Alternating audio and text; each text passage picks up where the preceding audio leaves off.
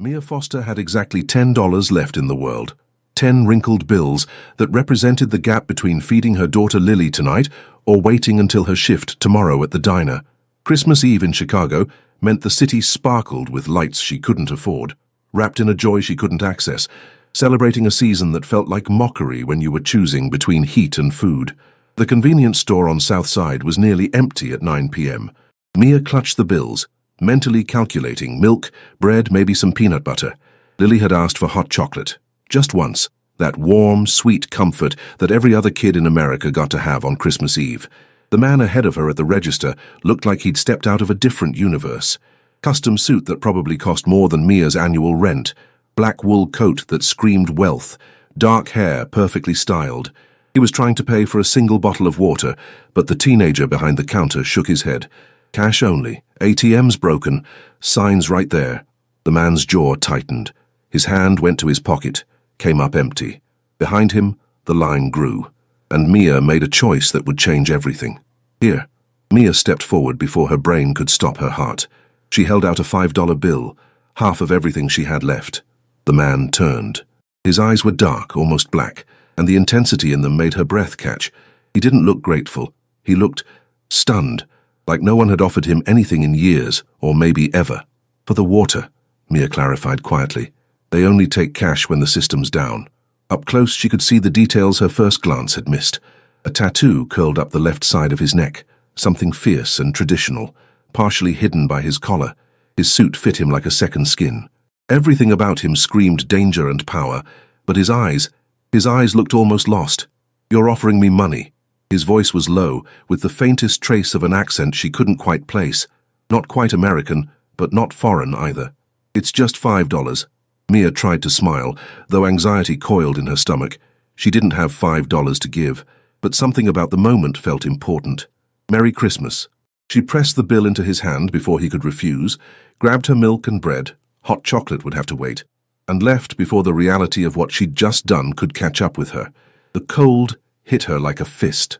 Snow fell in thick, lazy flakes, coating the Chicago streets in white that would turn to gray slush by morning. Mia pulled her thin coat tighter and started the 6-block walk home. Her breath formed clouds in the frozen air.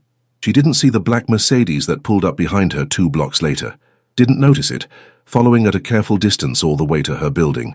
Inside her tiny studio apartment, Lily was curled up on the couch, wrapped in every blanket they owned.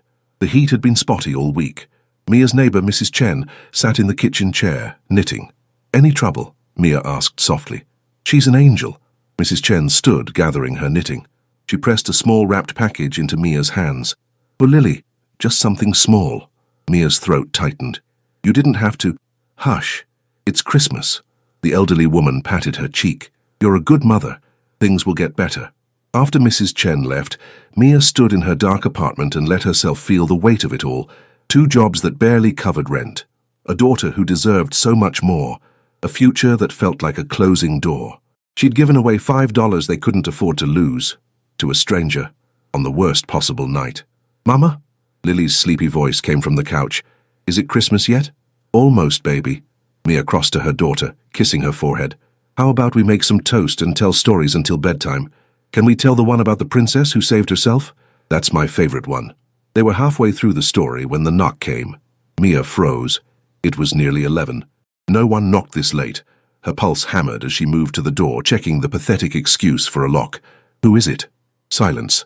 Then, someone returning a debt. The voice was cultured, calm, male, and something about it made recognition flicker in her memory. She opened the door with the chain still attached. 4 men in black suits stood in her hallway. And in the center, looking even more out of place against the peeling wallpaper and flickering fluorescent lights, was the man from the convenience store. "You," Mia breathed. His eyes found hers. In the dim light, she could see his face properly now. Sharp features, a scar along his jaw. The tattoo on his neck was a tiger, fierce and beautiful, rendered in traditional Korean style. Mia Foster. He said her name like he'd learned it recently, like he'd made it his business to know. "My name is Kang Dae Park. You helped me tonight." It was $5. Her voice came out steadier than she felt. Lily was behind her. She had to stay calm. "You didn't need to come here. I don't accept charity." He gestured, and one of his men stepped forward with bags. Shopping bags, expensive ones. And I pay my debts with interest. I don't want— Mama? Lily's small voice cut through the tension. She'd woken up, wrapped in blankets, peering around Mia's legs at the strangers. Who are they? Kangday's expression shifted. Something flickered across his face. Surprise, recognition, then something almost like pain. His eyes moved from Lily back to Mia, and understanding settled into his features. You gave me your last money. It wasn't a question. His jaw tightened. You have a child, and you gave a stranger your last money. Mia lifted her chin. It's Christmas. Everyone deserves kindness. Kindness. He repeated the word like it was foreign. Then he turned to his men. All of it. Inside. Now. Wait! Mia tried to protest, but they were already moving. Bags and boxes poured into her tiny apartment. Groceries, wrapped presents, a portable heater, more food than she'd seen in months. Kangday stepped closer, stopping just outside her threshold. The chain between them felt symbolic, a barrier between two completely different worlds. This isn't charity, Mia Foster. This is balance. His eyes held hers. You gave when you had nothing. That means something. To me, it means everything. I don't understand. You will. He reached into his coat and pulled out an envelope. Thick, heavy. He held it out. Take it. I can't. You can. You will. His voice dropped lower. Because tomorrow, I'm coming back, and we're going to talk about how you're going to let me help you. I don't need help. Mama's proud, Lily said suddenly, sagely from behind Mia's legs. Mrs. Chen says so. A ghost of a smile touched Kangday's mouth. Smart daughter. His eyes returned to Mia. Pride is survival, I understand that, but so is knowing when to accept an outstretched hand. He placed the envelope on top of the nearest box. Then he did something that shocked her. He bowed, slightly, a gesture of respect. Merry Christmas, Mia Foster. When I return tomorrow, I'll explain everything. For now, feed your daughter. Turn on the heat. Open those presents. He stepped back. You gave me something no one else in this city would have. The least I can do is make sure you and your daughter survive the winter. He turned to leave, then paused. Oh, and Mia, don't try to refuse. I don't take no for an answer. The dangerous edge returned to his voice. Especially not from someone who's already under my protection. Your protection? Mia's voice rose. I didn't ask. You became mine the moment you showed me kindness. His eyes were black fire. Whether you asked for it or not. Then he was gone, his men following like shadows, leaving Mia standing in her doorway with her mouth open and her heart racing. Lily tugged on her sleeve. Mama, can we open the presents now? Mia looked at the pile of bags and boxes filling her apartment, at the envelope that probably contained more money than she'd see in 6 months, at the doorway where a dangerous stranger had just claimed her as his. Yeah, baby, she whispered, closing the door with shaking hands. I think we can open the presents now. Mia didn't sleep.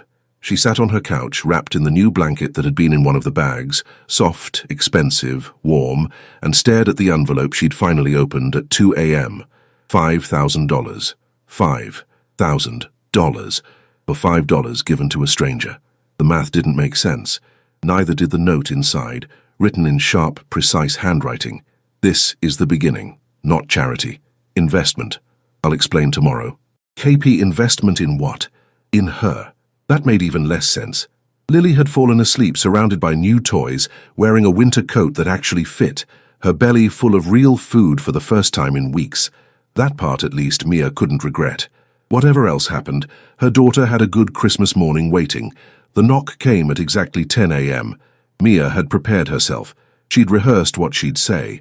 Thank you, but no. Appreciate it, but can't accept more. Nice gesture, but goodbye. Every planned word died when she opened the door. Kangday Park stood there in dark jeans and a white button-down shirt, open at the collar, 4 buttons undone, revealing the full scope of his neck tattoo and a glimpse of more ink beneath.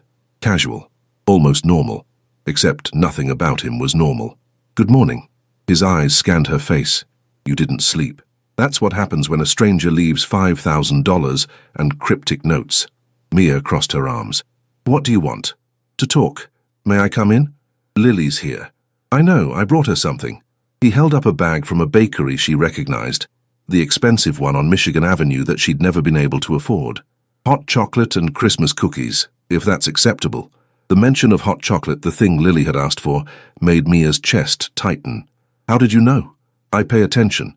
He waited. Patient. 5 minutes, that's all I'm asking. Against her better judgment, Mia stepped aside.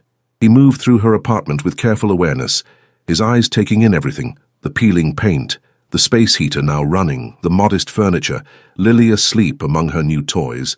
Something in his expression softened. She looks peaceful. She is. For the first time in months. Mia stayed near the door, maintaining distance. Thank you for that, but I can't accept more. Whatever you think I did, you saved my life. The word stopped her cold. Kangdae turned to face her fully. In the morning light, she could see details she'd missed, the tiredness around his eyes, the tension in his shoulders, the way he held himself like a man expecting attack. I don't understand. I was being followed last night. 2 men from a rival organization. They'd been tracking me for 3 days, waiting for the right moment. He spoke calmly, like discussing the weather. I ducked into that convenience store, left my wallet in the car deliberately. I needed them to think I was vulnerable, distracted. I needed them to make their move. Mia's stomach dropped. And you complicated things. Beautifully. His mouth curved. They saw you help me. Saw me accept money from a woman who clearly needed it more. It threw them off, made them hesitate. In that hesitation, my men got into position. He paused. By the time you left, the threat was eliminated. Eliminated. The word tasted like copper. I mean you'll never have to worry about them, and neither will I. His eyes held hers. But those men saw you interact with me. That makes you a variable, a potential target. The room tilted. You're saying I'm in danger because I gave you $5? I'm saying you were already in danger the moment they noticed you, but I'm also saying you're under my protection now. That's not negotiable. He stepped closer. I take care of what's mine, Mia, and whether you like it or not, you became mine last night. I'm not anyone's. She lifted her chin despite the fear crawling up her spine. I don't belong to you. No, he agreed quietly. You belong to yourself, but you're under my protection. There's a difference. He pulled out a phone, sleek, new. This is for you, pre-programmed. 1 button connects directly to me. Anything happens, anything feels wrong, you press it. I have a phone.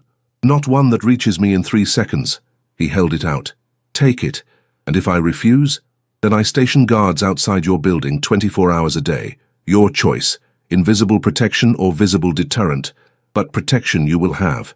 Mia stared at him, at this dangerous, complicated man who'd invaded her life over $5. Why do you care? Because you cared. Simple. Direct. You had nothing, and you gave anyway. That's rare. He seemed to search for words. That's worth protecting. I'm not a thing to be protected. No, you're a woman with strength, and a daughter to feed and pride that won't let you accept help even when you're drowning. His eyes softened. I know what that's like. I grew up in poverty, Mia. Southside, different neighborhood than this, but same struggle. I know what it means to have nothing. To give anyway. He paused. I also know what it means to have power, and use it wrong. Let me use it right. Let me help. By throwing money at me. By offering employment. That stopped her. What? I own businesses, legitimate ones, restaurants, nightclubs, real estate, all needing management, organization, oversight. You work 2 jobs barely making rent. Come work 1 job, for me, and make enough to actually live. He held up a hand before she could protest. This isn't charity. I need someone I can trust. Someone who isn't already part of my world. Someone who sees me as human, not as a monster or a meal ticket. You mean someone naive enough not to ask questions. I mean someone brave enough to give a stranger their last $10. His voice dropped. That takes a kind of courage I rarely see. That's valuable. You're valuable. Lily stirred on the couch, mumbling in her sleep. They both looked at her, and when Kangdae's expression gentled, Mia saw something she hadn't expected. Loneliness. I'll think about it, she heard herself say. Good. He handed her the phone. Keep this regardless. Press the button if you need anything. Anything at all. He moved toward the door, then paused. The money in the envelope. That's yours. No strings. But the job offer stands. I'll be back tomorrow. You keep saying that. Because I keep meaning it. He looked back at her, and the intensity in his gaze made her pulse skip. Get used to seeing me, Mia Foster. I don't abandon my people. I'm not your people. Not yet. He smiled, predatory and promising. But you will be. After he left, Mia stood holding the expensive phone, staring at the door, wondering what she'd just agreed to. Behind her, Lily woke up. Mama, was that the nice man from last night? Yeah, baby. I like him. He has kind eyes. Mia thought about the tiger tattoo, the casual mention of eliminated threats, the dangerous promise in his voice. Kind wasn't the word she'd use, but neither was evil. He was something in between, something complicated and fierce and absolutely terrifying, and he'd just made her his project. Kang Day came back the next day, and the day after, and the day after that. Each time he brought something: groceries, toys for Lily, once a new winter coat for Mia that fit perfectly, making her wonder how he knew her size. Each time she tried to refuse. Each time he simply left it and walked away. His message clear: her acceptance wasn't required. By the 4th day, Mia stopped protesting. By the 7th day, she started expecting him. "You're persistent," she said, when he showed up on New Year's Eve with champagne and apple juice for Lily. "I prefer determined." He set the bottles on her counter, which he'd had someone repair 3 days ago, along with her leaking sink and broken window latch. "Have you thought about my offer? The job." He'd mentioned it every visit but never pressed, just let it hang there, tempting and terrifying. "I have questions." "Ask them." Mia gestured to her couch. Lily was at Mrs. Chen's for the afternoon, giving them privacy. That had been happening more. Kang Day timing his visits when Lily wasn't home, as if he understood Mia needed to face him without her daughter watching. He sat, in jeans and that white shirt again, buttons undone, tattoo visible. She'd learned it was deliberate, a signal to his world that he was off duty but still dangerous. The tiger marked him as part of the Baiko clan, Chicago's Korean mafia. He'd told her that himself, casually over coffee 4 days ago. "I do research," she'd said. "Good. Then you know what you're dealing with." She did, and it should have sent her running. Instead, she'd invited him in for coffee the next day. Now she sat across from him, hands wrapped around a mug, and asked the question that mattered most. What exactly would I be doing?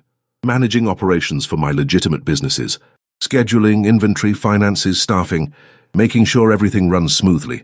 He leaned forward. "I have people who handle the other aspects of my life.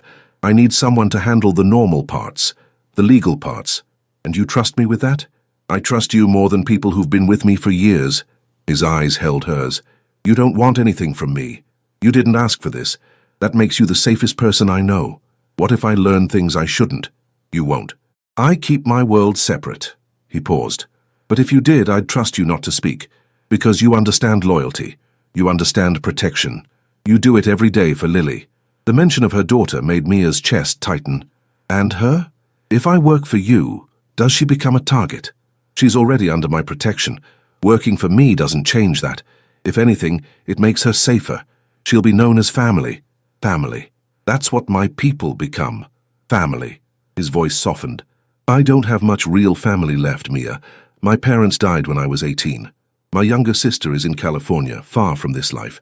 Everyone else is chosen family. People I trust. People I protect." He met her eyes. "I'm choosing you. Both of you." Something in his tone made her pulse race. "Why?" "I told you. You showed me kindness. That's not enough reason to upend your life, isn't it?" He stood, moving to her window, looking out at the snow-covered street. "I've lived in darkness for 15 years, Mia. Built an empire, eliminated threats, survived when I shouldn't have. People fear me. They respect me. They obey me. But no one—" He stopped. "No one has been kind to me without wanting something in return. Not since I was a child." The vulnerability in his words hit her like a punch. "Until you." He turned back to her. "You gave me $5 you couldn't afford to lose. You asked nothing in return. You didn't even want to know my name." His eyes burned. "Do you understand how rare that is? How precious? It was just money. It was humanity." He crossed back to her, stopping close enough that she had to tilt her head back to hold his gaze. "Let me repay it. Let me give you security. Let me—" He stopped, jaw tightening. "Let me have something good in my life, please." The please broke her. Mia had built walls around herself for years, had to survive. But this man, this dangerous, complicated man, was asking to be let in. Not demanding, not taking, asking. "Okay," she whispered. His eyes widened. "Okay? I'll take the job. On one condition. Name it. You don't hide what you are from me. I don't want to work for a lie. If I'm in your world, I need to know what that means. Really know." Something like respect flickered across his face. "You want the truth, always. Even if it's ugly? Especially then." Kang Day studied her for a long moment. Then he nodded. "The truth. I run the Baiko clan. We control territory from Southside to the Gold Coast. We handle protection, imports, investments, some legal, some not. I've killed men who threatened my family. I'll kill more if I have to." His voice never wavered. "I'm not a good man, Mia, but I'm a fair one, and I protect my own with everything I have. And if someone threatens me or Lily, then they'll learn why people fear my name. No hesitation, pure, deadly promise. I don't make threats. I eliminate problems." She should be terrified. Instead, she felt safe. "When do I start?" "Next Monday. I'll have someone pick you up at 9. He pulled out a card. "This has your salary and benefits listed. Non-negotiable." Mia looked at the number and nearly dropped the card. "This is fair pay for the work you'll be doing." He turned to leave, then paused at the door. "Mia, thank you for trusting me. I'm not sure I do yet." "Good." He smiled, genuine this time, transforming his face. "Trust should be earned. I'll earn yours." After he left, Mia sat with the contract, her new phone, and the realization that her life had just changed completely. Mrs. Chen knocked 10 minutes later, bringing Lily back. "That man was here again," the elderly woman said, eyes twinkling. "The handsome one with the tiger. How did you—" "I may be old, but I'm not blind. He's dangerous, that one." She patted Mia's hand. "But he looks at you like you're precious, like you matter. That's rare, child. Don't waste it." Lily ran past them to her new toys, chattering about her afternoon. Mia watched her daughter, happy, healthy, safe, and thought about the man who'd made that possible. Dangerous, yes. Complicated, absolutely. But also kind in a way that didn't fit his world, and she'd just agreed to become part of that world. God help her. The first 2 weeks working for Kang Dai felt surreal. A driver picked Mia up every morning, always punctual, always professional. They'd take her to a restaurant in the Gold Coast district, an upscale Korean fusion place called Baeko, which she'd learned meant white tiger in Korean. Fitting. Her office was nicer than anywhere she'd ever worked. Computer, proper desk, coffee that didn't taste like despair. Her job was exactly what Kang Dae had described: managing schedules, reviewing inventory, coordinating with suppliers, normal work, except her boss was a crime lord, and he visited her office every single day. "Numbers look good," Kang Dae said on Wednesday of her 3rd week, leaning against her doorframe. "White shirt, 3 buttons undone today." She'd started noticing these details against her will. "You've increased efficiency by 15%. The previous system was chaos." Mia didn't look up from her spreadsheet. If she looked at him, she'd notice things, like how his jaw tensed when he was stressed, or how his eyes softened when he talked about his sister, or how he smelled like sandalwood and something darker, something that made her pulse skip. Controlled chaos. There's a difference. "Not really." He laughed, a sound she'd been hearing more of lately. It transformed him, made him look younger, almost carefree. Almost. "How's Lily adjusting?" That made her look up. He asked about her daughter every day. Remembered small details, that Lily loved purple, that she was scared of thunderstorms, that her favorite food was bulgogi after trying it from the restaurant. "She's good. The new daycare is amazing. Thank you for—" "Don't." He pushed off the doorframe, entering her office. "Stop thanking me for things that should be basic. Quality childcare isn't a favor. It's a necessity. Not everyone sees it that way. I'm not everyone." He stopped at her desk. "You worked yourself to exhaustion for her. Let me make that easier. Why do you care so much?" The question came out before she could stop it. They'd been dancing around this for weeks. The tension, the attention, the way he found excuses to be near her. Kang Dae's expression shifted. "You want the truth? Always. Because I've never met anyone like you." He leaned against her desk, close enough that she could see gold flecks in his dark eyes. "You're fierce and proud, and you love your daughter with everything you have. You work harder than anyone I know. You don't fear me, even though you probably should."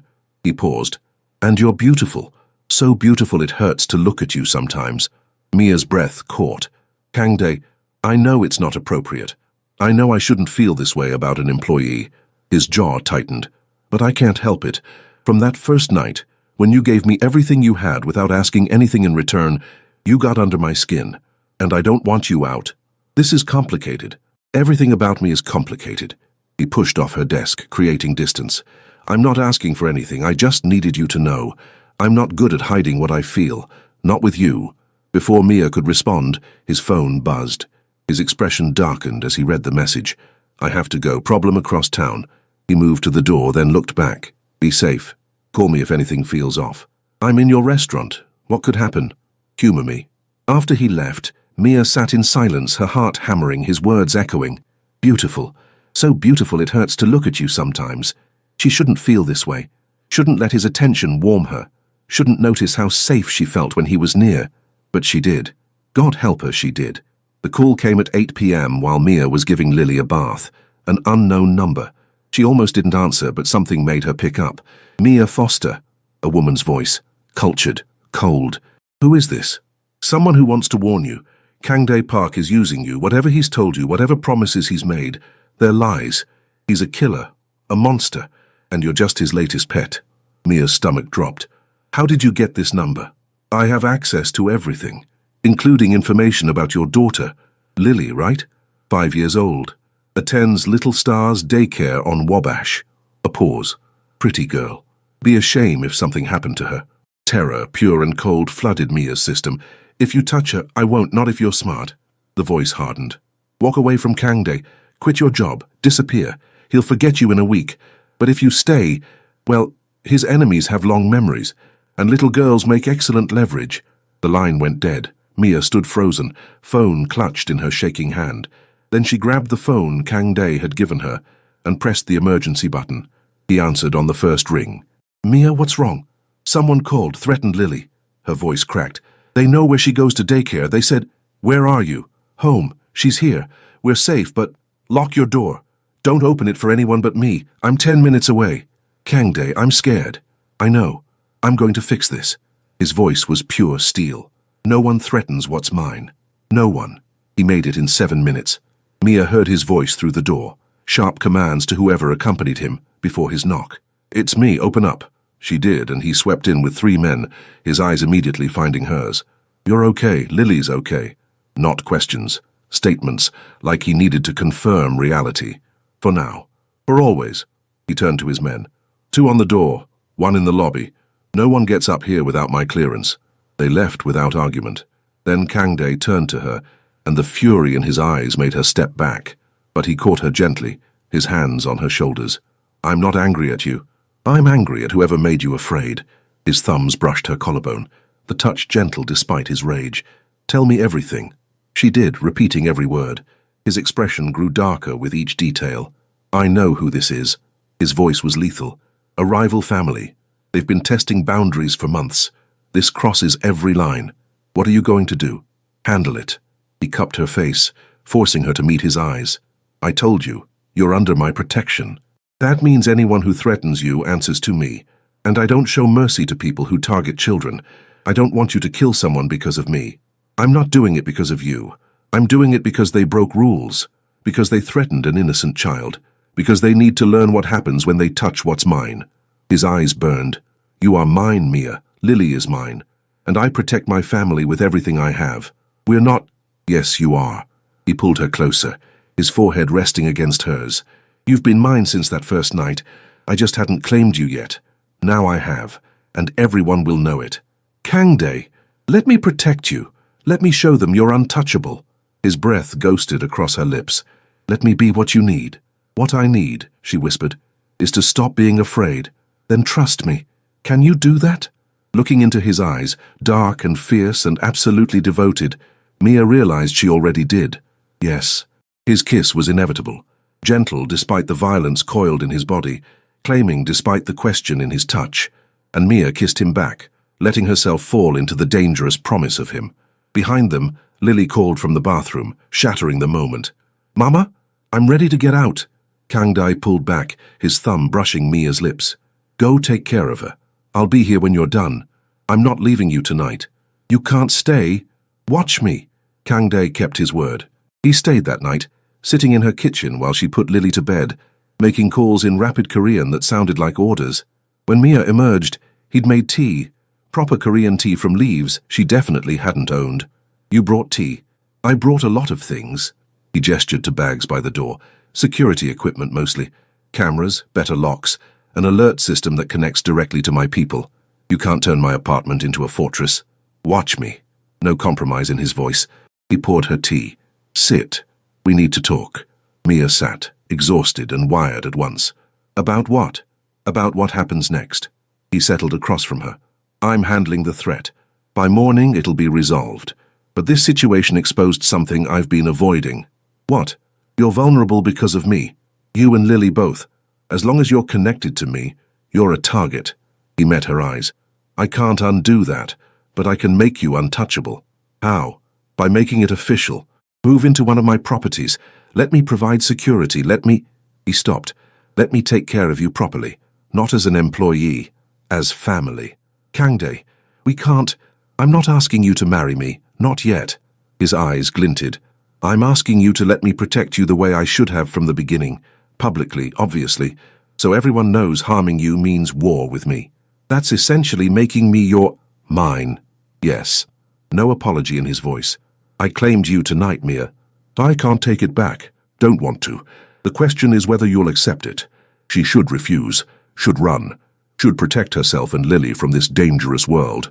But when had running ever made her safe? What would that look like? Realistically. You move into a secure building I own. Penthouse level, guarded entrance. You keep your job or don't. Your choice. Lily goes to a private school with security.